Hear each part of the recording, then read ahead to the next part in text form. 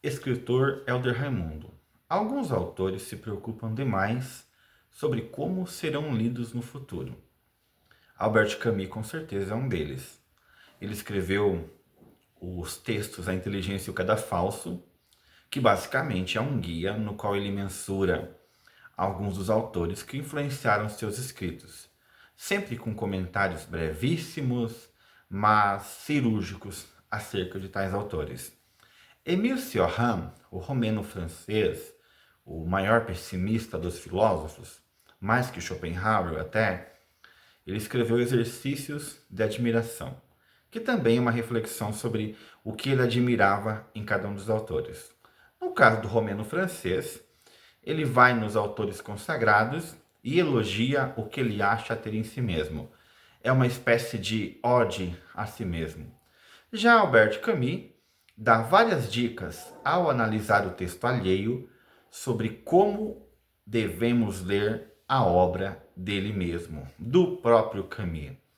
É um recurso que vem lá do maior de todos, né? Daquele que eu considero talvez o maior filósofo em política, que é o Nicolau Maquiavel.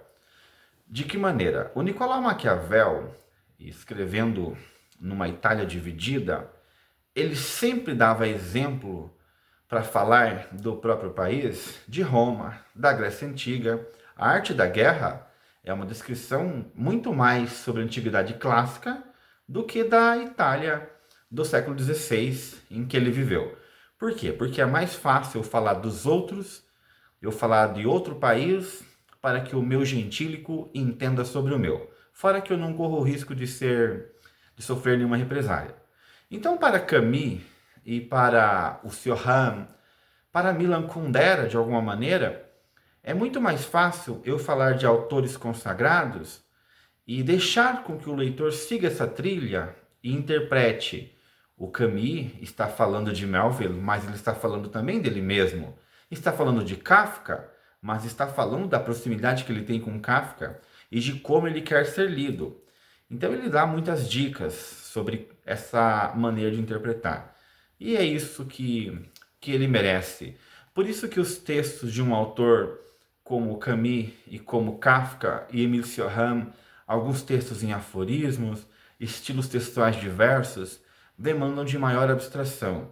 É preciso perceber aquilo que ele está escrevendo. Por exemplo, um texto de Kafka.